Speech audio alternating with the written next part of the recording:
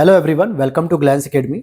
दोस्तों, इसमें हम लोग कवर कर रहे हैं यूपी पीसीएस प्रीलिम्स 2025 और साथ ही साथ समीक्षा अधिकारी का जो प्रीलिम्स 2025 में होगा, इसके लिए बहुत ही स्टैंडर्ड तरीके से हैंड रिटन शॉर्ट नोट्स को जो तैयार किया गया है, जिसको हम लोग तपस्या सीरीज भी कहते हैं।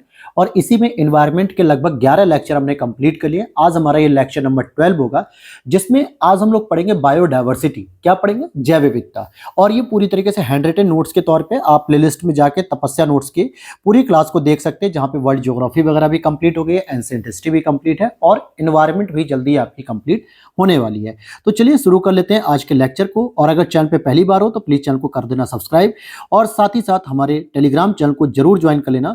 ग्लैंस एकेडमी ऑफिशियल नाम से है, जिससे आपको वहां पर भी अदर अपडेट्स पीडीएफ की जानकारी मिलती रहे। अच्छा, इसकी पीडीएफ अगर आप लेना चाहते हैं तो वीडियो के नीचे दिए गए व्हाट्सएप नंबर पे आप मैसेज कर देंगे, वहां से आपको मिल जाएगी। हालांकि ध्यान रखना, जो हमारी हैंड रिटन नोट्स होते हैं पीडीएफ, वो आपकी पेड होती है। तो चलिए शुरू करते हैं।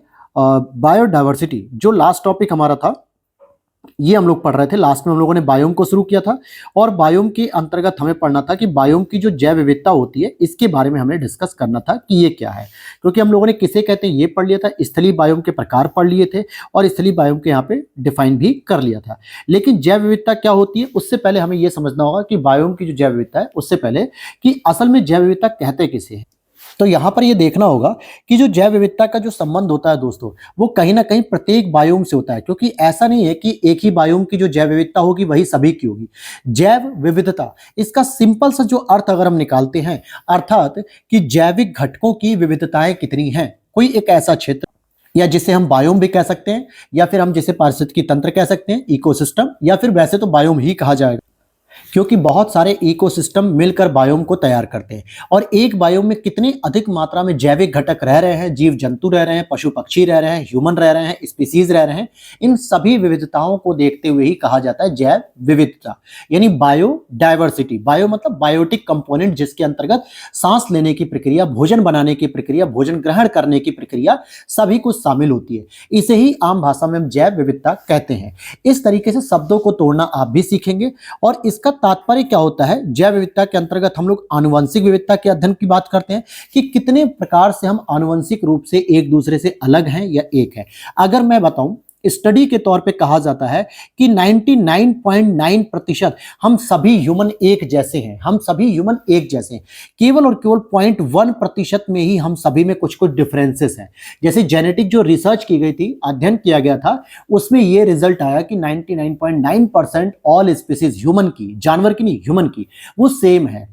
ठीक है, सारी चीजें सेम है, केवल 0.1% चेंजेस हैं। फिर उसी तरीके से प्रजाति विविधता की बात होती है स्पीसीज के लेवल पर, फिर किसी समुदाय की विविधता की बात होती है, और फिर फाइनली पारिस्थितिकी तंत्र की विविधता की बात होती है। और अगर किसी पारिस्थितिकी तंत्र यानी इकोसिस्टम की डायवर्सिटी तक अगर आप पहुंच गए, तो इट मींस कि उसके ग्रुप को क्या कहा जाता है, उसी के ग्रुप को हम लोग बायोम कह देते हैं। क्या कहते हैं? बायोम। तो जो आपकी इकोसिस्टम की जो डायवर्सिटी होती है, वही तो आपकी बायोम की डायवर्सिटी के रूप में कन्वर्ट हो जाती है। ये चीज मैंने पिछली क्लास में बताया भी था। तो इट मींस कि हम इकोसिस्टम तक पहुंचने से पहले किसी भी स्पीसीज की, किसी जेनेटिक की, किसी कम्युनिटी की डायवर्सिटी कितनी है, हम इस पे अध्ययन करेंगे। और उसी के आधार पे हम एक इकोसिस्टम की डायवर्सिटी की बात कर लेते हैं। इसके आकलन करने के लिए 3 मेथड यूज होते हैं, अल्फा, बीटा, गामा विविधता।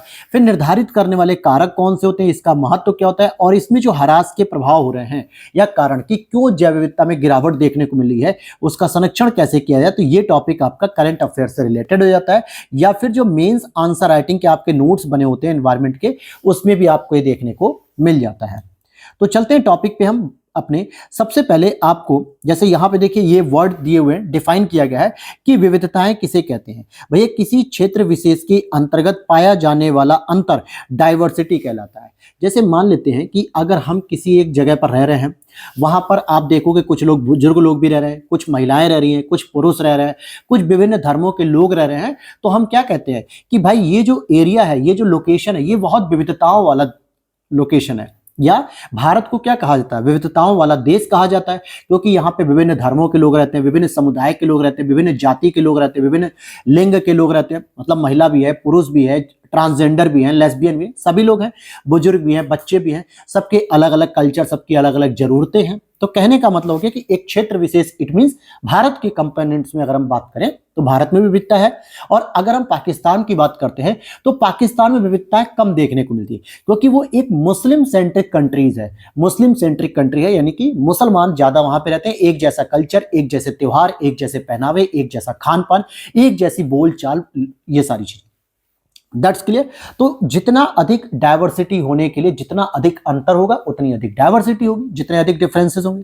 विभिन्नता की बात करें तो दो डायवर्सिटी के बीच अंतर होने वाली बात को विभिन्नता कहते हैं। कहने का मतलब हो गया कि एक हमारा देश हो गया भारत, एक हो गया दूसरा पाकिस्तान, तो अगर हम इनके बीच में कंपैरिजन करेंगे तो इसे कहेंगे कि डिफरेंसेस क्या है। भाई इंडिया हमारा डायवर्सिटीफाइड देश है, तो इसमें बहुत सारी चीजें देखने को मिलेंगी, लेकिन पाकिस्तान जनरली यूनिफॉर्मिटी वाला होता है, एक रूपता वाला देश है, वहां पे विविधताओं की संभावनाएं बहुत कम होती हैं। एज लाइक बांग्लादेश भी देख सकते हो। तो इन दोनों के बीच में डिफरेंशिएट क्या है, भारत और पाकिस्तान में डिफरेंस क्या है। इसी तरीके से एक विषमता शब्द होता है, जब डिफरेंस बहुत अधिक हो जाता है तो विषमता का जन्म होता है, यानी अत्यधिक विभिन्नताएं बढ़ने लगती हैं, तो ये विषमता हो जाएगी। ध्यान देना कि ये तीनों वर्ड को आपको कहीं इकोनॉमी टर्म में नहीं लेना है कि सर विषमता का मतलब होता है कि गरीबी, यानी बहुत अधिक जो है कि गरीबी हो गई, बहुत अधिक अंतर आ गया तो विषमता हो गई, ऐसा नहीं है। ये आपको एनवायरमेंट के टर्म्स में वर्ड यूज किया जा रहा है। क्लियर है। अब यहां पर हम बात करते हैं कि कैसे हम आनुवंशिक विविधता का अध्ययन करेंगे, कैसे हम प्रजातीय विविधता का अध्ययन करेंगे, कैसे हम सामुदायिक विविधता का। अगर आपको दोस्तों समझने वाली बात है कि जब भी अगर आपको जेनेटिकली जो है कि कहीं ना कहीं देखना होता है कि भाई कितने स्तर पे विविधताएं हैं, तो हम क्या करेंगे, किसी भी एक स्पीसीज को लेंगे, किसी भी एक स्पीसीज को। अब स्पीसीज का मतलब क्या हो गया, जैसे अगर मैं कहूं कि मेल और फीमेल कोई एक स्पीसीज नहीं है, बल्कि एक स्पीसीज के अंतर्गत ही आते हैं, चाहे उसमें मेल को ले लो, फीमेल को ले लो, बुजुर्ग को ले लो, बच्चों को ले लो, ट्रांसजेंडर को ले लो, अल्टीमेटली हम ह्यूमन है ना, हम हैं तो मानव। अब दूसरी स्पीसीज क्या हो सकती है, किसी जानवर की ले सकते हो। तीसरी स्पीसीज क्या हो सकती है, किसी पेड़ पौधे की ले सकते हो। तो यहां पर हम एक स्पीसीज के अंतर्गत देखते हैं कि कितने डिफरेंसेस देखने को मिलते हैं। इसी को हम कहते हैं आनुवंशिक स्तर पर विभिन्नताएं देखने को मिलती हैं। एग्जाम्पल के तौर पे हम आनुवंशिक विविधता के लिए हम क्या करेंगे, एक स्पीसीज लेंगे और उन सभी की शारीरिक क्षमता का अध्ययन करेंगे, मानसिक क्षमता का अध्ययन करेंगे, और इन पर सभी प्रकार के बायोम में अनुकूलन करने की क्षमता होती है। बायोम का मतलब हो गया आपका वन, मरुस्थल, सवाना, स्टेपी, टुंड्रा, और हर जगह आपको मानव देखने को मिलेगा, लेकिन उनकी जरूरतें अलग अलग होती हैं, उनके बॉडी का स्ट्रक्चर अलग अलग होता है। आप पहाड़ी क्षेत्रों में जाके देखो ना, वहां पे लोग जो है कि एक मोटा कंबल ओढ़ के जो है कि अपना जीवन गुजार लेते हैं। यहाँ हम लोग क्या होते हैं, तराई क्षेत्रों में, मैदानी क्षेत्रों में रजाई, कंबल, जैकेट, न जाने क्या क्या पहनते हैं ताकि ठंड ना लगे। इसका मतलब क्या हुआ कि एक स्पीसीज के अंतर्गत हमें डिफरेंसेस देखने को होते हैं, और यही डिफरेंसेस आपका क्या होता है, 99.9% बताता है कि सिमिलरिटीज होती है, केवल 0.1% डिफरेंसेस होते हैं। कैसे हो सकते हैं भैया, कम्युनिकेशन स्किल कैसा है किसी का, बॉडी स्ट्रक्चर कैसा है, जिसमें ऑर्थोगेडा हो गया, इरेक्ट पोस्चर हो गया, ऑब्स्टेबल थंब हो गया, अपोजेबल थंब, ये सभी चीजें, और मानसिक क्षमता। तो हमने देख लिया कि आनुवंशिक विविधता कितनी है। क्लियर आउट हो गया। अब कम्युनिटी की बात करेंगे तो हम पहले एक कम्युनिटी को लेते हैं, जैसे ग्रुप ऑफ स्पीसीज। अब जैसे मान लेते हैं कि हम एक उत्तर प्रदेश की बात कर लेते हैं, उत्तर प्रदेश में भी हमने किसी एक जिले का नाम ले लिया, उस जिले में भी हम देखेंगे कि कितने प्रकार की स्पीसीज रहती है। तो किसी ने कहा कि सर यहाँ पे मनुष्य रहते हैं, फिर किसी ने कहा कि सर यहाँ पे एनिमल भी रहते हैं, फिर किसी ने कहा कि सर यहाँ पे प्लांट भी रहते हैं, किसी ने कह दिया कि सर यहाँ पे बर्ड्स भी रहती हैं। इट मीन्स कि अलग अलग जो स्पीसीज है ना, ये एक जैविक समुदाय है। जैविक मतलब जीवन। इसमें ध्यान देना कि मैंने चारों के ऑप्शन ऐसे लिए हैं, ह्यूमन, एनिमल, प्लांट, बर्ड, ये सभी जैविक घटक है जो श्वसन क्रिया को भी करते हैं, प्रजनन दर को भी करते हैं, और भोजन भी बनाते हैं इसमें से कुछ। और यहाँ पे जब हम देखते हैं तो ये प्रजाति स्तर पे विविधता कहलाती है। कैसी कहलाती है, प्रजाति स्तर पे विविधता कहलाती है।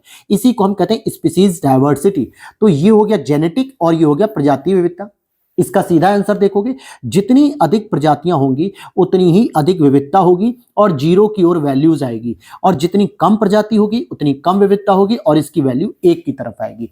फॉर एग्जाम्पल मान लेते हैं कि हमने एक जिला ले लिया, जिले का आप कोई भी नाम ले लो, यूपी में कहीं भी मान लो। यहां पर अगर मैंने कहा कि सर यहाँ पे मानव भी बहुत रहते हैं, यहाँ पे जो है कि रेप्टाइल्स स्पीसीज भी बहुत रहती हैं, यहाँ पे मांसाहारी जीव भी बहुत रहते हैं, यहाँ पे प्लांट भी बहुत सारे हैं, यहाँ पे बर्ड्स भी बहुत सारे हैं, और यहाँ पे कुछ और भी इस तरीके के जानवर हैं जो जनरली कहीं और नहीं पाए जाते हैं। तो कई सारे लोग हो गए, इट मीन्स कि क्या हो गया, यहाँ पे अधिक प्रजातियां रह रही हैं, तो यहाँ पे डायवर्सिटी भी अधिक हो गई। यानी अगर मैं एक रोटी को बांटना चाहूंगा, एक रोटी मान लेते हैं हम इसे, एक रोटी मान लेते हैं, और इतनी अलग अलग स्पीसीज में बांटना चाहूंगा, तो जाहिर सी बात है सबके पास कितने नंबर आएंगे, कितनी रोटी आएंगी, बहुत छोटा छोटा टुकड़ा आएगा, बहुत ही छोटा, या एक बाइट की तरह, यानी कहने मतलब जीरो, कुछ भी नहीं मिला उसे एक तरीके से। और अगर मैं कह दूं कि सर एक जिला है और वहां पे बस एक या दो प्रजाति रहती है, एक मानव रहते हैं और एक प्लांट रहते हैं, सिंपल सी बात है, ये दो ही स्पीसीज हैं, यानी कम प्रजातियां तो कम विविधता, और इनकी वैल्यू एक की तरफ होगी। इट मींस कि अगर 1 रुपए को या एक रोटी को अगर हम डिस्ट्रीब्यूट करेंगे तो इतना इतना हिस्सा मिल जाएगा, एक प्रजाति को इतना हिस्सा मिला, एक प्रजाति को इतना हिस्सा, यानी ज्यादा मिला, 1 रुपए की तरफ मिला, अर्थात ज्यादा इसको जो है कि मिला है। तो यहां से चीजें समझ पाई आप, इन चीजों को समझ गए, ठीक है। तो इसे हम कहते हैं प्रजाति विविधता। तो प्रजाति विविधता का अध्ययन कैसे होता है, आनुवंशिक विविधता का अध्ययन कैसे होता है, अब इन्हीं पे आधारित आप प्रीवियस ईयर में देखोगे तो समीक्षा अधिकारी और यूपीपीसीएस दोनों ही जगह में ऐसे प्रश्न पूछे गए। साथ ही साथ यूपीएससी में भी आपसे ऐसे प्रश्न पूछे जाते हैं। जितना ये यूजफुल आपके यूपीपीसीएस और समीक्षा अधिकारी के लिए है, उतना ही ये यूपीएससी के लिए भी है। क्योंकि मैंने जब दिल्ली में कोचिंग की थी यूपीएससी के लिए, तो उसी के मैंने सिनॉप्सिस तैयार किए इन सभी नोट्स को लेके, साथ ही साथ जरूरत पड़ने पे कुछ स्टैंडर्ड बुक्स एनसीईआरटी के पॉइंट को ऐड ऑन किया है। तो ये बिल्कुल मत समझना कि केवल ये पीसीएस के लिए, ये यूपीएससी और पीसीएस दोनों के लिए है। यूपीएससी में तो ऐसे प्रश्न पूछे जाते हैं बिल्कुल कॉन्सेप्ट पे आधारित, और बेसिक अंडरस्टैंडिंग के साथ आप उसके प्रीलिम्स के लिए तैयार कर सकते हो इसको। फिर तीसरा आता है दोस्तों, क्योंकि हमने यहाँ पे 4 प्रकार की स्पीसीज पढ़ी है ना, डायवर्सिटी, एक आनुवंशिक समझ गए, प्रजाति समझ गए, अब पढ़ेंगे सामुदायिक, फिर पढ़ेंगे पारिस्थितिकी तंत्र। बहुत आराम से आपको समझना है। अब जैसे कहते हैं सामुदायिक विविधता, यानी एक पारिस्थितिकी तंत्र में सामुदायिक स्तर पे कितनी विविधताएं होती हैं जिससे फूड ट्रैप का निर्माण होता है। जैसे मान लेते हैं कि एक हमने उत्तर प्रदेश को ले लिया और यहाँ पे कई सारे जिले हो गए, कई सारे जिले हो गए जो एक एक कम्युनिटी बनाते हैं। जैसे मान लेते हैं कि ये अपनी एक कम्युनिटी बनाते होंगे C1, इसको हमने कह दिया C2 कम्युनिटी 2, इसको हमने कह दिया C3 कम्युनिटी 3। लेकिन ये जो पूरा यूपी है ना, ये पूरा एक इकोसिस्टम है। क्या है, यूपी का अपना एक इकोसिस्टम है, और इसी में अलग अलग जो है कि समुदाय हैं, इसी में अलग अलग क्या है, कम्युनिटी हैं। और जितनी अधिक कम्युनिटीज होंगी, जितनी अधिक समुदाय के स्तर पर विविधता होगी, उतना ही हमारा खाद्य जाल क्या होगा, मजबूत होगा। यानी अगर मान लेते हैं कि किसी एक जगह के बच्चे को रोजगार मतलब शिक्षा प्राप्त करनी है, फॉर एग्जांपल शिक्षा प्राप्त करनी है, और उसके शहर में शिक्षा नहीं मिल रही है, लेकिन उसके बगल वाले शहर में अच्छी शिक्षा मिल रही है, तो वहां जाके कर लेगा शिक्षा, वहां रोजी रोटी कमा लेगा, वहां काम कर लेगा। इट मीन्स कि जितनी अधिक समुदाय की विविधता होगी, उतना ही अधिक उसका मजबूत फूड ट्रैप होगा, भोजन करने की पद्धति या और भी जो कहते हैं ना अस्तित्व को बचाए रखना और आसान हो जाता है। तो यहां पर मेरे दोस्त समझ पाए आप इन चीजों को। देखो मैं एक एग्जाम्पल के तौर पे आपको समझा रहा हूं, और ऐसे ही प्रश्न अगर पूछेगा तो आप आराम से इसका आंसर निकाल पाएंगे, ठीक है। अब आते हैं हम सबसे लास्ट में, चलते हैं इकोसिस्टम। इकोसिस्टम की डायवर्सिटी के लिए हमने समझ लिया एक हैबिटेट हो गया जिसको हम बायोम भी कहते हैं। तो यहाँ पे घास की अपनी एक अलग इकोसिस्टम होगा, झील का अपना एक अलग इकोसिस्टम होगा, वाटर बॉडीज का अपना एक अलग इकोसिस्टम होगा, आर्द्र भूमि का एक अलग अपना इकोसिस्टम होगा। मैंने एक एग्जाम्पल के तौर पर लिया, आप यहाँ पे प्लांट को ले सकते हो, स्पीसीज को ले सकते हो, ह्यूमन को ले सकते हो, किसी को भी ले सकते हो। तो यहाँ पे क्या इस भौगोलिक क्षेत्र में जो है कि बायोम में अलग अलग जो है कि पारिस्थितिकी तंत्र होती है। फिर से याद रखो मैंने क्या कहा था स्टार्टिंग में या फिर कल की क्लास में कि ग्रुप ऑफ, ध्यान देना मैंने क्या कहा, ग्रुप ऑफ इकोसिस्टम। क्या मैंने कहा, ग्रुप ऑफ इकोसिस्टम, यानी एक ये इकोसिस्टम, एक ये इकोसिस्टम, एक ये और एक ये इकोसिस्टम, ये सभी चारों मिलके क्या करेंगे, एक बायोम बनाएंगे। क्या बनाएंगे दोस्तों, बायोम। तो एक ही बायोम में अलग अलग प्रकार के इकोसिस्टम देखने को मिलते हैं, और इनकी जो माप की जाती है इसी से हम अल्फा बीटा गामा के रूप में कहते हैं। तो समझ में आ गया कि बायोम के अंतर्गत हम पारिस्थितिकी तंत्र की जैव विविधता का या विविधता का अध्ययन कर सकते हैं। यहां तक बात क्लियर हो गई। अब देखो यहां पे आगे अगर हम चलें इस चीज को समझने के लिए, जैसे अल्फा विविधता से हम किसकी अध्ययन करते हैं, प्रजातीय विविधता का आकलन करते हैं कि अगर अल्फा विविधता का मान ज्यादा आ रहा है तो इसका मतलब है कि प्रजातीय विविधता ज्यादा हो रही है। और अगर बीटा विविधता की बात करते हैं तो इसमें पारिस्थितिकी तंत्र की हम जैव विविधता का तुलनात्मक अध्ययन करते हैं कि जैसे ए इकोसिस्टम हो गया और बी इकोसिस्टम हो गया, इन दोनों इकोसिस्टम के बीच में अगर हम डिफरेंशिएट कर रहे हैं, फॉर एग्जांपल अगर मैं कहूं कि मुझे घास इकोसिस्टम और नदी इकोसिस्टम इन दोनों में अगर मुझे कंपैरिजन करना है तो मैं कौन सी विविधता का प्रयोग करूंगा, बीटा विविधता का। क्यों करूंगा, क्योंकि इकोसिस्टम है और मैं इकोसिस्टम के बीच में जो है कि डिफरेंशिएट करना चाहता हूं। गामा विविधता क्या होता है कि एक विस्तृत भौगोलिक क्षेत्र की विविधता का आकलन, एक विस्तृत भौगोलिक क्षेत्र की विविधता का आकलन किया था जिससे भारत का। अब भारत क्या हो गया, एक तरीके से बहुत बड़ा एक भौगोलिक क्षेत्र हो गया, इसके अंतर्गत बहुत अलग अलग बायोम है, बायोम के अंतर्गत बहुत अलग अलग बायोटिक सिस्टम है यानी इकोसिस्टम है। तो इन सभी चीजों का अध्ययन करने के लिए हम इसका प्रयोग करते हैं। क्लियर आउट हो गया।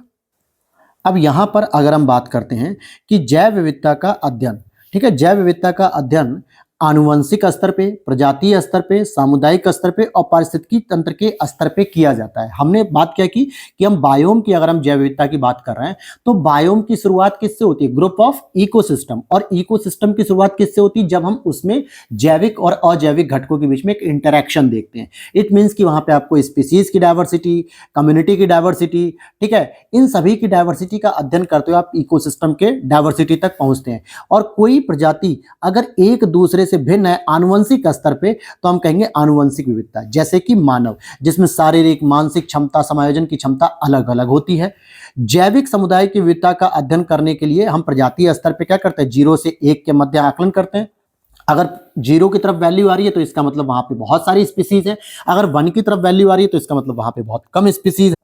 आगे देखते हैं कि किसी भी पारिस्थितिकी तंत्र की विविधता का अध्ययन जैविक समुदाय स्तर पे अगर करेंगे, जैविक समुदाय के स्तर पे, तो हम कह देंगे उसे सामुदायिक विविधता। और इससे हमारी खाद्य जो श्रृंखला होती है, जो फूड वेब होती है, ध्यान समझना, फूड जो वेब होती है ना वो कहीं ना कहीं चेंज हो जाती है फूड ट्रैप में। और ध्यान देना एक बात मेरी दोस्तों कि हमेशा फूड वेब जो होती है, ध्यान देना कि जो फूड वेब होती है ना वो बहुत लिमिटेड होती है, क्योंकि इसमें क्या होता है कि मान लेते हैं कि अगर एक उत्पादक स्तर पे कोई जो है कि वनस्पति है, इस पे निर्भर रहने वाला जो है कि प्राथमिक उपभोक्ता है, इस पे निर्भर रहने वाला एक द्वितीयक उपभोक्ता है, इस पे निर्भर रहने वाला सर्वाहारी या यूं कहें कि सर्वोच्च सर्वश्रेष्ठ या शीर्ष कह सकते हैं हम इसको, जो है कि क्या कह सकते हैं, शीर्ष जो है कि उपभोक्ता है। आप समझिए द्वितीयक वाला जो है वो मांसाहारी है, तो भैया अगर मान लो कभी ऐसा हो जाए कि प्राथमिक उपभोक्ता समाप्त हो जाए हमेशा के लिए, तो क्या द्वितीयक वाला नहीं मर जाएगा? क्या वो उत्पादक को खाएगा, वनस्पति को खाएगा? नहीं खाएगा, क्योंकि उसका नेचर है क्या, मांस को खाने का, और जब मांस खत्म हो जाएगा तो वो मर जाएगा। तो फूड वेब में क्या होता है, डिपेंडेंसी ज्यादा होती है। लेकिन अगर यही चीज फूड ट्रैप में कन्वर्ट हो जाती है ना, फूड ट्रैप में, तो ये ज्यादा सस्टेन करती है। सस्टेन मतलब ज्यादा जो है कि वाइबल रहती है, आराम से संभावनाएं रहती हैं, पूरी हो जाती है। जैसे मान लेते हैं कि यहाँ पे अगर शेर बैठा हुआ है, ये एक मांसाहारी है और इस शाकाहारी को खाएगा या मांसाहारी खाएगा, और सेम इसी तरीके से एक यहाँ पर भी है, तो उसको अगर लगा कि ये चीज नहीं है तो वो इसे खा लेगा, इसे खा लेगा, किसी को भी खा सकता है। यानी फूड ट्रैप में क्या होता है, जीवन को सुरक्षित रखने की संभावना ज्यादा हो जाती है। तो ध्यान रखना हमेशा कि फूड वेब से बेहतर होता है फूड ट्रैप। क्लियर आउट हो गया। अब यहां पर देखते हैं कि हमने सामुदायिक विविधता की बात की, जो खाद्य श्रृंखला, खाद्य जाल में चेंज हो जाती है, जिससे पारिस्थितिकी तंत्र की उत्पादकता, स्थायित्व पर अनुकूल प्रभाव पड़ता है, पॉजिटिव इंपैक्ट होता है। भाई अगर कोई इकोसिस्टम सस्टेन करना चाहता है, कोई इकोसिस्टम जो है कि अपनी उपस्थिति को मौजूद रखना चाहता है, जीवन जीना चाहता है, तो उसके लिए फूड वेब से बेहतर होगा फूड ट्रैप, और इसी वजह से उसकी प्रोडक्टिविटी एंड सस्टेनेबिलिटी बढ़ जाती है। विस्तृत भौगोलिक क्षेत्र या बायोम की जैव विविधता का अध्ययन करने के लिए पारिस्थितिकी तंत्र के आधार पे हमने 3 तरीके की चीजें की, अल्फा, बीटा, गामा विविधता का अध्ययन, और पारिस्थितिकी पर्यावरण में एक संतुलन एक तरीके का मिलता है। तो समझ में आ गया। जो हमारा हेडिंग था स्टार्टिंग में, क्या था हेडिंग हमारा स्टार्टिंग में था कि जैव विविधता का जो हम आकलन करते हैं वो कैसे करते हैं, या यूं कहें कि इस तरीके से यहाँ पे जो हेडिंग था कल की क्लास में कि बायोम की जैव विविधता, तो इसको निकालने के लिए हमें ये पूरा पढ़ना पड़ेगा। अब यहाँ से आपके दिमाग में आएगा कि सर यहाँ से हमारा मेंस में क्या प्रश्न बन सकता है। तो देखो मेंस में आपका जो प्रश्न बनेगा वो यहाँ से बस इतना ही बनेगा कि बायोडायवर्सिटी का जो क्षरण हो रहा है, बायोडायवर्सिटी का जो क्षरण हो रहा है उसको हम प्रोटेक्ट कैसे करें, उसको हम संरक्षित कैसे करें। इसके लिए हमें करंट अफेयर्स के टॉपिक पढ़ने चाहिए या फिर मेंस आंसर राइटिंग वाले जैसे प्रोग्राम को देखना चाहिए। लेकिन ये जितना भी अभी तक आपने पढ़ा, इससे डायरेक्टली आपका प्रश्न प्रीलिम्स ओरिएंटेड बनेगा, स्टेटमेंट वाइज है। ओके, तो यहां पे इस तरीके से प्रीलिम्स के प्रश्न बनते हैं। अब आते हैं मेंस वाली चीजों को, जो अभी आप पूछ रहे थे ना कि मेंस में क्या हो सकता है, कैसे बनेगा प्रश्न। आपसे अगर प्रश्न कोई भी बनता है जैव विविधता को लेके, तो कौन कौन से ऐसे कारक हैं जो इसकी जैव विविधता को निर्धारित करेंगे। मतलब किसी भी इकोसिस्टम की या किसी भी बायोडायवर्सिटी की, बायोम की या किसी भी कंपोनेंट की जो जैव विविधता होती है वो कैसे निर्धारित होगी, क्या क्या उसमें फैक्टर ऐसे होने चाहिए जिससे जैव विविधता प्रभावित अगर हो रही है तो हमें पहचान में आ सकेगा। तो इसके लिए सबसे ज्यादा जो जरूरी है मेरे भाई, वो है आपका कारक पहचानना। ठीक है, कारक पहचानना। अब यहां पे सबसे पहले है कि पारिस्थितिकी तंत्र की उत्पादकता, ये जितनी अधिक होगी उतना ही जो है कि जैव विविधता जो है कि अधिक होगी। अब एक एक चीज को कंसिक्वेंसेस के साथ यानी कि क्रोनोलॉजी के साथ समझो। पारिस्थितिकी तंत्र की उत्पादकता कब होगी, जब यहाँ पे जैविक और अजैविक घटक पर्याप्त मात्रा में होंगे। जैविक घटक में भी स्पेशली कौन से, जो प्लांट होते हैं, जो भोजन बनाते हैं प्लांट। और अजैविक घटक में क्या चाहिए, मुख्य रूप से मृदा चाहिए अच्छी, वर्षा यानी कि जल चाहिए अच्छा, सूर्य का प्रकाश चाहिए अच्छा, CO2 चाहिए। इन सभी के प्रयोग करके क्या करेगा, प्लांट अच्छे से भोजन बनाएगा। और जब जैविक और अजैविक घटकों की मात्रा पर्याप्त होती है तो वहां के इकोसिस्टम की उत्पादकता भी अधिक होती है। और जब इकोसिस्टम की उत्पादकता अधिक है तो उसकी बायोडायवर्सिटी भी अधिक होगी। इसीलिए उत्पादक स्तर पे हरे वनस्पति सबसे महत्वपूर्ण होते हैं।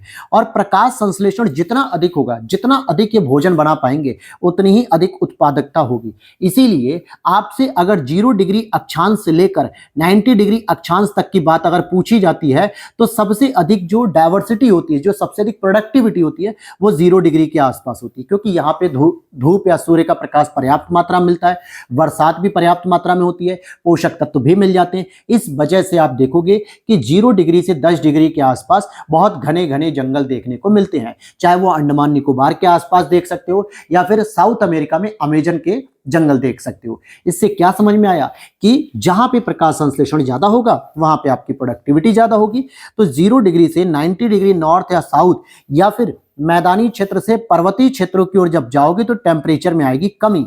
सबसे पहले क्या आएगी, टेम्परेचर में आएगी कमी, जिससे प्रकाश संश्लेषण का दर कम होता जाएगा। क्योंकि जब टेम्परेचर कम है यानी सूर्य का प्रकाश कम मिल रहा है, और इससे हरे वनस्पति की उत्पादकता भी कम होती जाएगी। और जब हरे वनस्पति की उत्पादकता कम हो रही है तो जैव विविधता में भी क्या होगी, कमी होगी। इसका क्या मतलब समझ में आया कि या तो अगर आप 0 से 90 की ओर जा रहे हो तो जाहिर सी बात है जैसे जैसे आप ऊपर बढ़ते जाओगे अक्षांशीय विस्तार पे, वैसे वैसे आपको क्या देखने को मिलेगा, जैव विविधता में कमी देखने को मिलेगी।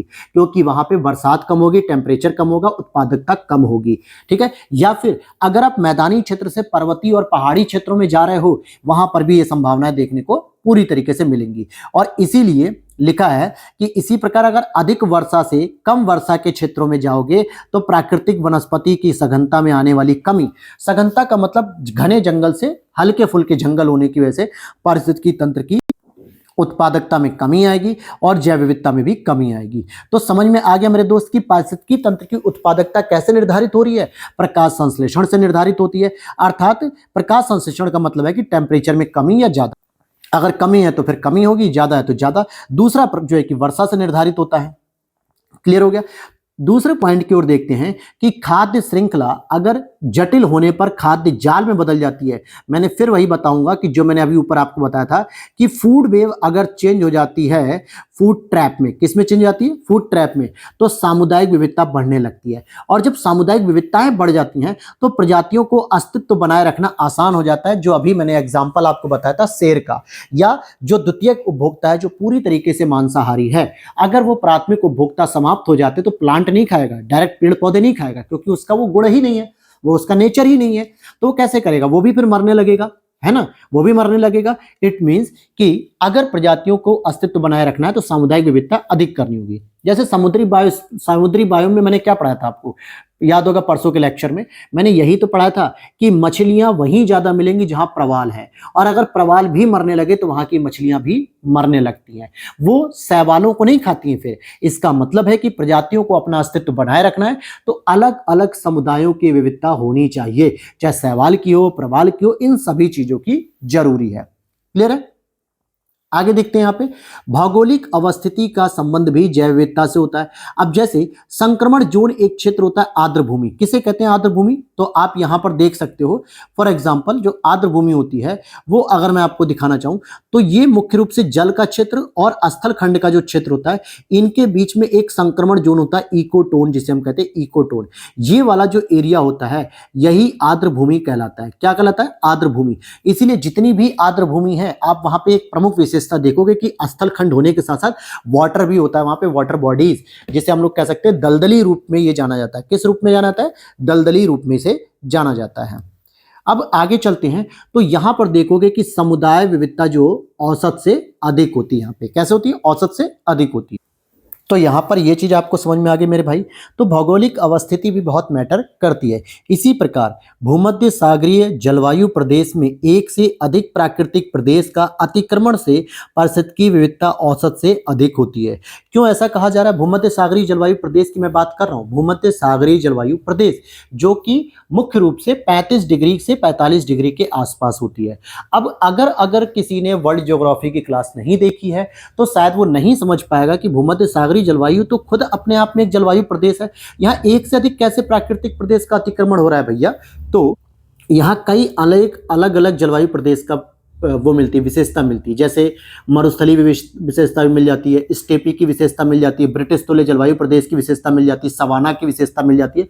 तो ये एक बहुत ही कह सकते हैं कि संक्रमण जोन है, बहुत ही एक ड्रामेटिक प्लेस है जहां पे बहुत अलग अलग विविधताएं देखने को मिलती है और रसदार फलों की खेती के लिए बहुत ही फेमस माना जाता है। जैसे आपका मौसमी हो गया, चीकू हो गया, स्ट्रॉबेरी हो गया, लीची हो गया और संतरे हो गए, नींबू हो गए, ऐसे विटामिन सी से भरपूर और रसदार फलों की खेती यहां पर बहुत अच्छे से होती है। तो ये वो कारक हैं दोस्तों जिनकी वजह से जैव विविधता को निर्धारित किया जा सकता है। किसको किया जाएगा? जैव विविधता को निर्धारित किया जाएगा। अब यहां पर हम आगे देखेंगे, एक चौथा आता है दोस्तों म्यूटेशन, उत्परिवर्तन। म्यूटेशन भी बहुत मैटर करता है कि जीन का रासायनिक संरचना में परिवर्तन।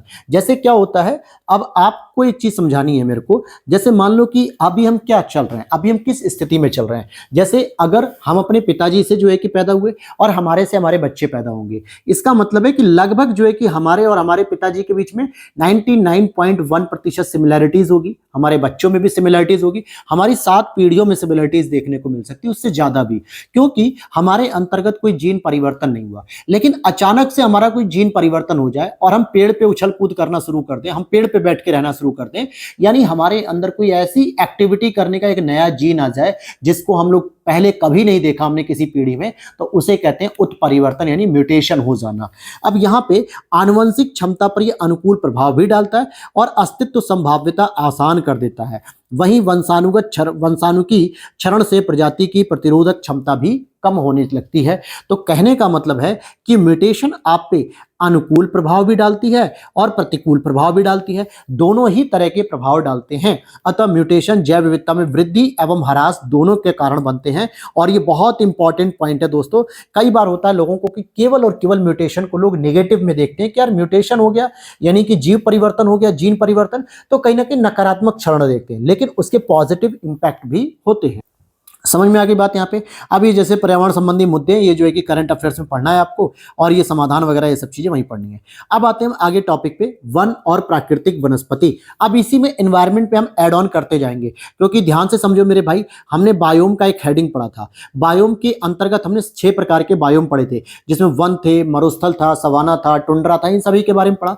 फिर हमने बायोम किसे कहते हैं, फिर उसकी जैव विविधता कैसी होती, तो उसके लिए हमने स्पीसीज की विविधता, प्रजाति की विविधता, समुदाय की विविधता, इकोसिस्टम की विविधता, सभी की विविधताओं को हमने पढ़ लिया। जैव विविधता को क्या पढ़ लिया हमने? सबकी जैव विविधताओं को हमने पढ़ लिया। क्लियर हो गई बात? तो यहां से अब हम क्या कर रहे हैं, एक एक बायोम की तरफ आगे बढ़ना शुरू कर रहे हैं। अब अगर हम बात करते हैं वनस्पति की, अब यहाँ पे हम थोड़ा सा मेंस ओरिएंटेड अप्रोच को भी समझेंगे। देखो वन क्या है, हमारी एक प्राकृतिक वनस्पति है। तो सबसे पहले हम वनों के महत्व के बारे में पढ़ेंगे कि वनों का महत्व क्या होता है। जैसे इकोसिस्टम को लेकर होता है, पारिस्थितिकी महत्व होता है, आर्थिक महत्व होता है और सामाजिक महत्व होता है। अभी हम सभी कुछ डिस्कस करेंगे। फिर वन अपरोपण या वन कटाव किसे कहते हैं, या इंग्लिश में इसको डिफॉरेस्टेशन कहते हैं। फॉरेस्ट का मतलब होता है जंगल और फॉरेस्टेशन का मतलब होता है जंगल को लगाना अधिक से अधिक। लेकिन जब डी लग जाता है, डिफॉरेस्टेशन, इसका मतलब कटाव हो रहा है, वनों को काटा जा रहा है। तो ये पर्यावरणीय समस्या क्यों है और संरक्षण और प्रबंधन की आवश्यकता है तो क्यों है। फिर वन अपरोपण के कारण क्या है, अगर इनको काटा जा रहा है तो इसके कारण क्या है, संरक्षण और प्रबंधन के लिए क्या रणनीति है। फिर वनों के संरक्षण की प्रबंधन की रणनीति और वन कार्यक्रम जो कि मिशन, स्कीम, सम्मेलन, ये सभी होते हैं, जो कि ये आपको करंट अफेयर्स में पढ़ना होता है। अब यहाँ पे हम सबसे पहले बात करेंगे कि वन का पारिस्थितिकी महत्व कैसा होता है। भैया पारिस्थितिकी महत्व का मतलब हो गया इकोसिस्टम की बात कर रहा है। अब इकोसिस्टम में खुद ही, अर्थात यहाँ पे जो इकोसिस्टम है तो उसमें आप देखोगे कि एक जैविक घटक होता है और एक अजैविक घटक होता है। अगर गौर करोगे तो ये अजैविक घटक है उसका, ये भी अजैविक घटक है इसका, ये भी अजैविक घटक है, ये भी अजैविक घटक है और ये तो है ही है। इसका मतलब क्या समझ में आ रहा है मेरे भाई, कि जैविक घटक के रूप में, वनस्पति के रूप में वन तो खुद ही है, लेकिन अजैविक घटक के साथ उसकी कैसी इंटरेक्शन होगी, ये चीजें ही तो डिपेंड करेगा। इकोनॉमिक आपका इकोसिस्टम की इंपॉर्टेंस यही बताएगा। सबसे पहले अगर हम स्थल खंड की बात करते हैं, स्थल खंड, ध्यान देना कि मृदा और स्थल खंड आपको लगेगा कि सर एक ही तो होता है, लेकिन स्थल खंड पे आपको पर्वत भी देखने को मिलते हैं, पहाड़ भी देखने को मिलते हैं, पठार भी देखने को मिलते हैं, घाटियां देखने को मिलती हैं, रेत मिलता है, मरुस्थल मिलता है, मृदा मिलती है, हर चीजें मिलती हैं। लेकिन मृदा में केवल मृदा होती है, वहां पे चट्टान या पर्वत पठार नहीं होता है। ठीक है, तो पहले अगर हम बात करें स्थल खंड की, तो यहां पर स्थल खंड में क्या होता है, वृक्ष के समूह या वन के लिए आवास प्रदान करते हैं। जो स्थल खंड होते हैं वो क्या करते हैं, वो कहीं ना कहीं वृक्षों को खड़ा करने के लिए या वृक्षों को उत्पन्न होने के लिए, पैदा होने के लिए एक आवास देते हैं, घर देते हैं। ठीक है, और वन स्थल मंडल को स्थायित्व प्रदान करते हैं, क्योंकि स्थल मंडल का जो क्षरण होता है मेरे दोस्त, अगर वहां पे आपने पेड़ वगैरह लगा दिए तो कहीं ना कहीं वो मृदा को क्या करते हैं, मृदा को कठोर कर देते हैं ताकि वो क्षरण ना हो सके। तो कहीं ना कहीं कि स्थल मंडल तो इनको आवास प्रदान कर रहे हैं, लेकिन वन भी स्थल मंडल को स्थायित्व प्रदान कर रहे हैं। जैसे भूकंप आते हैं, भूस्खलन होते हैं, ऐसी प्राकृतिक आपदाओं की जो तीव्रता होती है और आवृत्ति होती है इन्हें कम कर देता है। अब जैसे मान लो कि भूस्खलन होने लगे पहाड़ों पे, वो भूस्खलन क्या होता है, पहाड़ों पे क्या होता है भूस्खलन, जो बड़े बड़े चट्टानों और कंकड़ पत्थर के ढेर जो है कि अचानक से ऊपर से नीचे गिरने लगते हैं गुरुत्वाकर्षण बल की वजह से या फिर भूकंपीय घटनाओं की वजह से। और अगर वहां पे पेड़ पौधे लगे होते, बड़े बड़े वन लगे होते, वृक्ष लगे होते, तो कहीं ना कहीं उन मृदाओं को, उन चट्टानों को, उन कंकड़ पत्थरों को जकड़ के रखते अपने पास, और इससे क्या होता, भूस्खलन की संभावना कम हो जाती या फिर भूकंप की भी संभावना कम हो जाती। अब जैसे अगर आप देखोगे यहाँ पे एक ऐसे करके मैंने स्थल खंड बना रखा है एक पर्वतीय क्षेत्र में, यहाँ पे जितने अधिक के पेड़ रहेंगे, इनकी जो नीचे की जड़ें हैं दोस्तों, ये मिट्टी को अच्छे से जकड़े रहेंगी अंतर्जात बल के कारण, और इससे स्थल मंडल को भी बेनिफिट मिलेगा। पहली बात समझ में आ गई। तो ये इंपॉर्टेंस इस तरीके से आपको डिफाइन करना है। वायुमंडल से क्या होता है भैया, वायुमंडल बहुत इंपॉर्टेंट है कि कार्बन डाइऑक्साइड का अवशोषण किया जा रहा है, जिससे वायुमंडल में कार्बन डाइऑक्साइड की मात्रा कम होती है। इसीलिए तो मोदी जी नए नए अलग अलग इनिशिएटिव चला रहे हैं, योगी जी आपके इनिशिएटिव चला रहे हैं कि हर एक पेड़ मां के नाम हो गया, पेड़ लगाओ अभियान हो गया, हर घर हर पेड़, ऐसे करके हर घर हर नल। तो ये सब विभिन्न प्रकार के अभियान चलाए जा रहे हैं जिससे ग्लोबल वार्मिंग को कम किया जा सके। और आपको पता होना चाहिए कि भारत तीसरे नंबर पे आता है पूरी दुनिया में कार्बन डाइऑक्साइड के उत्सर्जन में, और इसको कंट्रोल करने के लिए जितना अधिक पेड़ पौधे लगाओगे उतना ही अधिक कंट्रोल होगी। कंट्रोल कैसे होगी, जब पेड़ पौधे प्रकाश संश्लेषण की क्रिया में भोजन बनाते हैं, तो ऐसी स्थिति में भोजन बनाते समय वो कार्बन डाइऑक्साइड वायुमंडल से ग्रहण करते हैं और अपने पास स्टोर करते हैं, जिसे वो भोजन में कन्वर्ट करते हैं। तो इसका मतलब ज्यादा पेड़ पौधे, ज्यादा प्रकाश संश्लेषण की क्रिया, ज्यादा भोजन बनेगा, ज्यादा कार्बन डाइऑक्साइड को अवशोषित किया जाएगा, जिसकी वजह से ग्रीन हाउस प्रभाव क्या होगा, ग्रीन हाउस गैस का इंपैक्ट कम होता जाएगा और पृथ्वी की सतह का टेम्परेचर नियंत्रित रहेगा। क्योंकि अगर ग्लोबल वार्मिंग बढ़ती जा रही है, ग्रीन हाउस गैस का इफेक्ट बढ़ता जा रहा है, तो कहीं ना कहीं पृथ्वी की सतह का तापमान भी बढ़ेगा, टेम्परेचर भी बहुत अधिक होगा। लेकिन अगर पेड़ पौधे ज्यादा रहेंगे तो ग्लोबल वार्मिंग कम होगी, कार्बन डाइऑक्साइड की मात्रा कम होगी और पृथ्वी की सतह का जो टेम्परेचर है, तापमान है, वो भी कम होता जाएगा। समझ आ गया।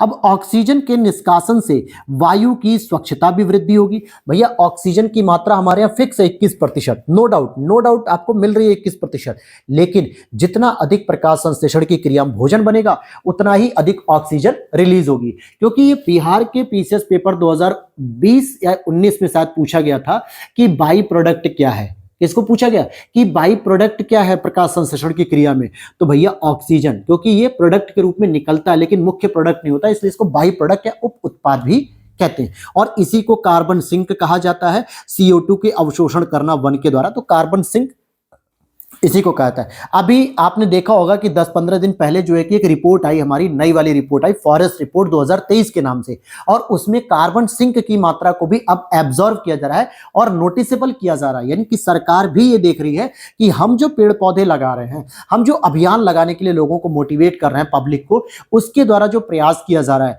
क्या उसका कुछ बेनिफिट भी हो रहा है कि नहीं हो रहा है? कार्बन सिंक की मात्रा बढ़ रही है कि नहीं बढ़ रही है? ग्लोबल वार्मिंग कुछ कम हो रही है कि नहीं हो रही है? तो इसको भी ऑब्जर्व कर रही है सरकार। यानी जब सरकार इतनी इंपॉर्टेंस दे रही है तो आपको भी पढ़ाई में देनी पड़ेगी इतनी इंपॉर्टेंस। इसी तरीके से मृदा की बात करेंगे तो जितना अधिक प्राकृतिक वनस्पति की सघनता अधिक होगी उतना ही सतही जल का बहाव दर कम होगा। अब सतही जल का मतलब क्या होता है, हालांकि मैंने इसे एनवायरनमेंट के ही लेक्चर नंबर 6 से 7 में डिस्कस कर दिया था, आपने अगर देखा होगा तो समझ जाओगे। सतही जल का मतलब होता है, जैसे मान लेते किसी पर्वतीय क्षेत्र पे कोई पेड़ पौधा है और वहां पे ऊपर से पानी गिरते हुए आ रहा है, तो अगर पेड़ पौधे ज्यादा होंगे तो उनकी जड़ें क्या करेंगी, उन पानी को अंदर की ओर अवशोषित करेंगी और मृदा निर्माणकारी प्रक्रम में मदद करेंगी। लेकिन अगर उन जगहों पे पेड़ पौधे हैं ही नहीं, स्थल खंड पे कहीं पेड़ पौधे हैं ही नहीं, तो मिट्टी पे पानी क्या करेगा, बस आएगा और बहते हुए चला जाएगा, बहते हुए नीचे चला जाएगा। इसका मतलब मिट्टी की अंदर की परतों में नहीं जा पाएगा। और जिससे क्या होता है कि अगर प्राकृतिक वनस्पति की सघनता अधिक है तो सतही जल का बहाव दर कम होगा, इससे मृदा अपरदन भी कम होगा, यानी कहीं ना कहीं हम मृदा का संरक्षण भी कर पाएंगे। वहीं अंत स्पंदनकारी दर अधिक होने से मृदा निर्माणकारी प्रक्रम दर में भी वृद्धि होगी, यानी अधिक से अधिक मृदा का निर्माण होगा। और प्राकृतिक वनस्पति से मृदा को कार्बनिक पदार्थों की क्या होगी, प्राप्ति होगी, जिससे ह्यूमस की मात्रा बढ़ेगी और उर्वरता भी बढ़ेगी, जिससे मृदा का संरक्षण भी होगा और उत्पादकता भी बढ़ेगी। इसका मतलब है कि जो हमारा वन है उसका किस तरीके का महत्व है ये आप समझ पा रहे होंगे। जल चक्र को देख लेते हैं। तो भैया जल चक्र को अगर आप देखोगे तो वर्षा की मात्रा को भी ये निर्धारित करते हैं। जिन जगहों पे पेड़ पौधे नहीं होते वहां पे वर्षा बहुत कम होती है। सीधा एग्जांपल आप देख सकते हो मरुस्थल में बहुत ज्यादा पेड़ पौधे नहीं होते हैं, इसलिए वहां पे पानी भी नहीं बरसता है, बरसात भी नहीं होती है। और इसीलिए आप देखोगे कि वर्षा की मात्रा को निर्धारित भी ये करती हैं। सतही जल के बहाव दर को कम करते हैं, जिससे बाढ़ और सूखा जैसी आवृत्ति जो होती है ये कम हो जाती है, यानी कि सूखा भी कम पड़ने लगता है और बाढ़ भी कम हो जाती है। वहीं अंत स्पंदन दर जब बढ़ेगा तो भूमिगत जल में वृद्धि होगी और इससे सूखा जैसी आपदा प्रभाव भी कम होगा। सूखा का मतलब क्या होता है, जहां पे मृदा के लिए एक न्यूनतम आवश्यकता वाले जो पानी की स्थिति होती है वो भी ना पहुंच पाए तो उसे हम सूखा कह देते हैं। ठीक है, जब वो भी नहीं पहुंचती तो उसे हम सूखा कहते हैं और इन समस्याओं को भी वो कम करेगा। साथ ही साथ इकोसिस्टम पे क्या इंपैक्ट करेगा, तो उत्पादकता में वृद्धि होगी, जैविक समुदाय का विकास अधिक होगा, जैव विविधता में संरक्षण अधिक होगा और फूड चेन और फूड ट्रैप इन दोनों में वृद्धि होगी। यानी कि फूड चेन किस में कन्वर्ट हो जाएगी, फूड ट्रैप में कन्वर्ट हो जाएगी। Is it clear? तो यहां तक बात क्लियर हो गई दोस्तों। अब हम आगे चलते हैं, जो हमारी दूसरी हेडिंग है। अभी हमने जो पढ़ी, पहली हेडिंग पढ़ ली कि प्राकृतिक वनस्पति या इसका जो महत्व है इकोसिस्टम के आधार पे। इकोनॉमी और सोशल को हम लोग आगे डिस्कस कर लेंगे, ठीक है। और अगर नहीं भी डिस्कस किया जाएगा तो ये आप जब इकोनॉमी या सोसाइटी वगैरह पढ़ते हो, जस्टिस वगैरह पढ़ते हो, मतलब सोसाइटी वगैरह, तो वहां पे कई जगह ये आपको देखने को मिलेगा, एग्रीकल्चर वगैरह मिलेगा वहां पे, जो इकोनॉमी वगैरह पढ़ोगे तो वहां पे आ जाएगा, ठीक है। लेकिन इन्वायरमेंट में तो हम इन्वायरमेंट के इंपॉर्टेंस को पढ़ेंगे। अब देखते हैं वन अपरोपण या वन कटाव क्या हो रहा है, उनके कारण क्या है। किसी भी समस्या का समाधान निकालने के लिए पहले उस समस्या को पहचानना जरूरी है, उसके कारण क्या है उन पे बात करनी पड़ेगी। पहले हमें कारण पहचानने पड़ेंगे। आप देखोगे कि वन अपरोपण का मतलब होता है वन कटाव। इसके दो प्रमुख कारण हैं। एक तो होता है आपका प्रत्यक्ष कारण, जिसके लिए सामान्यतः ऑटोजेनिक कहते हैं, यानी कि मानव स्वयं उत्तरदायी होता है इसके लिए। और दूसरा होता है आपका अप्रत्यक्ष कारण दोस्तों, जिसमें जलवायु का परिवर्तन होना, प्राकृतिक आपदाएं आना, संक्रमित बीमारियों का प्रसार होना वनों में, और वृक्षों में आग लग जाना या जंगल में आग लग जाना। अभी आपने 2-3 दिन पहले ही न्यूज़पेपर में पढ़ा होगा या न्यूज में सुना होगा, यूट्यूब वगैरह में देखा होगा कि यूएसए के एक जंगल में आग लगी हुई है और इतनी खतरनाक आग लगी जो रुकने का नाम भी नहीं ले रही है। तो यहाँ पर अब हमें यही देखना है कि जो मानव के द्वारा जो कारण तैयार किए जा रहे हैं, तो पहले हमें समस्या का पता लगाना जरूरी है। जैसे कि अगर आप देखोगे कि क्या क्या कारण हो सकते हैं, पहली चीज तो वन संसाधनों के रूप में लोग प्रयोग कर रहे हैं। जैसे जनजातियों के द्वारा क्या किया जा रहा है, लकड़ियों को काटा जा रहा है जलावन के लिए। जैसे जनजातियों के पास क्या गैस चूल्हा वगैरह अगर नहीं है, गैस सिलेंडर, तो अपने खाना बनाने के लिए क्या करते हैं, जंगलों की जाते हैं, लकड़ियां काट के ले आते हैं। या फिर औद्योगिक औषधियों आदि के लिए वृक्षों को काटा जाता है। जैसे बहुत सारे वृक्ष क्या होते हैं जो इंडस्ट्री के लिए काटे जाते हैं, जैसे चौकी बनाना, मेज बनाना, कुर्सी बनाना, फर्नीचर बनाना, बड़ी बड़ी जो इनकी इंडस्ट्रीज होती है ना, बड़े बड़े कंपनियों की, वो भी जंगलों को काट के जो है कि इन लकड़ियों का प्रयोग करते हैं। या फिर औषधि वगैरह बनाने के लिए भी किया था, पेपर के लिए भी किया था, जैसे पेपर को बनाना होता है पेज वगैरह, तो इसके लिए भी होता है। या फिर भूमि उपयोग प्रतिरूप में परिवर्तन जो किया जाता है। हालांकि वृक्षों की यहाँ उपयोगिता नहीं होती है, कहने का मतलब एक ऐसे क्षेत्र जहां पे वृक्ष बिल्कुल ही नहीं रहते, उनको काट पीट के हटा देते हैं और भूमि का उपयोग जो होता है परिवर्तित करते हैं। या तो उसे खेती के लिए बदल लेते हैं, या फिर वहां पे कोई इंडस्ट्री लगाने के लिए, या वहां पे कोई नगर वगैरह गांव है कुछ प्लांट वगैरह लगाने के साथ बसाने के लिए। यानी भूमि के उपयोग में परिवर्तन कर लिया गया। पहले उपयोग हो रहा था वनों के रूप में, जंगल के रूप में, अब उसका उपयोग क्या किया जा रहा है, खेती वगैरह के लिए किया जा रहा है। क्लियर हो गया। अब यहां से हम इनके अंतर्निहित कारणों पे बात करें कि आर्थिक कारण क्यों इंपैक्ट कर रहा है, क्योंकि आर्थिक हमारे यहाँ पिछड़ापन है और आर्थिक विकास हमारे यहाँ पिछड़ा हुआ है। इसीलिए हमें जरूरत है कि सतत विकास और संपोषणीय विकास पर बल दिया जाए। यानी इकोनॉमिक एक्टिविटी को बढ़ावा दे रहे हो तो कहीं ना कहीं हमें पेड़ों का भी संरक्षण करना पड़ेगा। सामाजिक कारण के रूप में अगर हम देखते हैं यहाँ पर, तो सामाजिक कारण में अगर आप देखोगे, जैसे जैसे जनसंख्या में वृद्धि होती जा रही है, सतत विकास में वैसे वैसे बाधाएं बढ़ती जा रही हैं। जनसंख्या वृद्धि को नियंत्रित करने के लिए, करने के साथ साथ हमें सतत विकास पर बल देना पड़ेगा। दूसरा पॉइंट। तीसरा क्या कहता है कि खाली छोड़ी गई भूमि पर वृक्षारोपण करो, जिसके लिए वानिकी नीति पर प्रभावी क्रियान्वयन करना चाहिए। जैसे उत्तर प्रदेश की वानिकी नीति है, राष्ट्र सरकार की वानिकी नीति, तो जो भी खाली भूमि होती है, जिसे पड़ती भूमि कहते हैं, बंजर भूमि कहते हैं, वहां पर भी हम सामाजिक वानिकी या कृषि वानिकी के माध्यम से कहीं ना कहीं वन लगाने का प्रयास करें। राजनीतिक स्तर पर भी इच्छा शक्तियां बहुत कम हो रही हैं। इसका भी समाधान है कि आर्थिक विकास की नीतियां बनाई जाए और पर्यावरण संरक्षण को पहली प्राथमिकता दी जानी चाहिए। जागरूकता के स्तर पे हम क्या कर सकते हैं, तो जागरूकता के स्तर पे हमें स्वयं विचार निर्माण करना चाहिए, मौलिकता प्रदर्शित करनी चाहिए कि भैया किस तरीके से हम अपना संरक्षण कर सकते हैं। क्लियर हो गया। अब यहां पे हम बात करेंगे कि वन का संरक्षण और प्रबंधन कैसे करेंगे। सबसे पहले हमें यह समझना होगा कि डिमांड अगर हमारी है और सप्लाई है, इन्हीं से तो संबंधित है। जैसे मान लो अगर हम कहें कि भैया डिमांड अधिक हो रही है हमारे कुछ ऐसे प्रोडक्ट की जिसमें लकड़ियों का प्रयोग ज्यादा हो रहा है, जिनमें वनों का प्रयोग ज्यादा हो रहा है, तो हमें उसकी सप्लाई बढ़ाने के लिए क्या करना पड़ेगा, वनों को काटना पड़ेगा, लकड़ियों को काटना पड़ेगा, जंगलों को जलाना पड़ेगा। इसका मतलब है कि डिमांड को अगर हम कंट्रोल करना शुरू कर देना, डिमांड को कंट्रोल करना शुरू कर दे, कंजम्पशन को, और सप्लाई हम वनों की बढ़ाना शुरू कर दें, पेड़ पौधे अधिक से अधिक लगा के, तो कहीं ना कहीं इस समस्या से निजात हमें मिल सकता है। तो इसका मतलब हो गया कि इसके बीच का जो अंतराल है ना, उसे हमें कम करना होगा।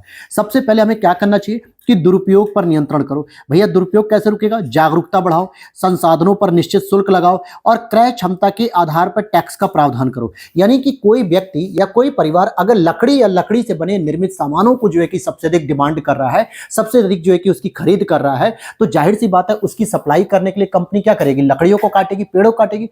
तो क्यों ना उस व्यक्ति पे टैक्स लगाओ और एक जुर्माने के तौर पर लगाओ कि अगर आपके घर में एक निश्चित मापदंड को क्रॉस करते हुए लकड़ियों के सामान ज्यादा देखने को मिलते हैं, तो आपको कुछ ना कुछ पेड़ वगैरह भी लगाने पड़ेंगे, उनका संरक्षण करना पड़ेगा, उसके लिए टैक्स भी देना पड़ेगा। तो ऐसे प्रावधान भी लगाए जा सकते हैं। दूसरा, रिसाइकलिंग प्रोसेस को अपनाइए, पुनर्चक्रीकरण के द्वारा पुनः उपयोग करना चाहिए। कुछ ऐसी जो है कि प्रक्रियाओं का प्रयोग करो जिनसे बार बार हम लकड़ी के सामानों को अलग अलग खरीदे नहीं, बल्कि उसी लकड़ी के सामानों का प्रयोग किया जा सके। वैकल्पिक साधनों का उपयोग करो संसाधनों पर, जिससे वन पे दबाव क्या होगा, कम हो जाएगा वन संसाधन पे। तो अगर हमारी आवश्यकता केवल वन से ही कंप्लीट हो रही है तो अलग बात है, लेकिन अगर वन का कोई विकल्प मिल सकता है, जंगल की लकड़ियों का कोई विकल्प मिल सकता है, तो हम उसका प्रयोग कर लेना भाई, ठीक है। और सप्लाई कैसे बढ़ा सकते हो, सप्लाई बढ़ाने के लिए आपको अविवेकपूर्ण ढंग से उत्पादन पर नियंत्रण करना पड़ेगा। यानी अगर हम कोई भी उत्पादन कर रहे हैं तो उस पर नियंत्रण करो, क्योंकि अगर वो विवेकपूर्ण नहीं है तो। चयनात्मक कटाई करो, प्राथमिकता किसे देने, सूखे खराब और वृक्ष शाखाओं को। कई बार होता है कि जब अगर हम वृक्ष काटने की बात करते हैं तो पूरा का पूरा पेड़ ही काट डालते हैं, जबकि होना क्या चाहिए, जो वृक्ष है उसकी जो पत्तियां खराब हो रही हैं, जो टहनी खराब हो रही है, जो शाखा खराब हो रही है, उसे काट के बस हटा दो। चयनात्मक कटाई होनी चाहिए, पूरा का पूरा पेड़ नहीं काटना चाहिए। और शेल्टर कटाई और वृक्षारोपण में संतुलन, यानी शेल्टर कटाई का मतलब जितना आप चयनात्मक कटाई काट रहे हो उतना ही कम से कम वृक्षारोपण भी करो। और खाली भूमि पर वृक्षारोपण करोगे तो वनस्पति की सघनता बढ़ेगी, जिससे वनों पर दबाव भी कम होता जाएगा और पुनर्वनीकरण द्वारा वनाच्छादित वनों की गुणवत्ता में सुधार होगा, उत्पादकता और जैव विविधता का संरक्षण भी किया जा सकेगा। यानी डिफॉरेस्टेशन की जगह में रिफॉरेस्टेशन की ओर बल देना चाहिए, पुनर्वनीकरण पर फोकस करना चाहिए। समझ में आ गया। और साथ ही साथ आप यहाँ पे देख सकते हो कुछ और भी पैटर्न, जैसे कि during policy making government institution है, एनजीओ, स्वयंसेवी, सिविल सोसाइटी, जन समुदाय, इन सभी की सकारात्मक भागीदारी आवश्यक होगी, तभी हम कहीं ना कहीं वनों का संरक्षण कर सकेंगे। और वनों में रहने वाले जो जीव हैं, क्योंकि अगर वन समाप्त हो रहे हैं दोस्तों, तो उनसे संबंधित जो जीव है ना, वन्य जीव, उनको भी जो है कि नुकसान होगा। तो सबसे पहले हम वाइल्ड लाइफ के बारे में बात करेंगे। वनों में रहने वाले जीव जंतुओं को हम क्या कह देते हैं? वन्य जीव कहते हैं। और ये बायोम के कैसे समुदाय हैं? जैविक समुदाय, क्योंकि बायोटिक घटक है ये, जो सांस लेने की प्रक्रिया में शामिल होते हैं। यानी कि ये कैसे घटक हो गए? जैविक समुदाय हो गए।